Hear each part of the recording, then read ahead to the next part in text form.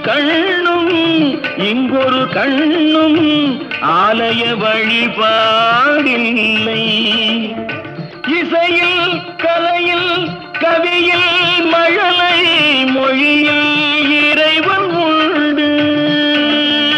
இசையில் கலையில் கவியில் மழலை மொழியில் இறைவன் உண்டு. இவைதான் தெய்வம் என்பதை அறிந்தால் ஏற்கும் உனது தொண்டு. இவைதான் தெய்வம் என்பதை அறிந்தால் ஏற்கும் உனது தொண்டு. தெய்வம் ஏற்கும் உனது தொண்டு. தெய்வம் இருப்பது எங்கே, அது எங்கே?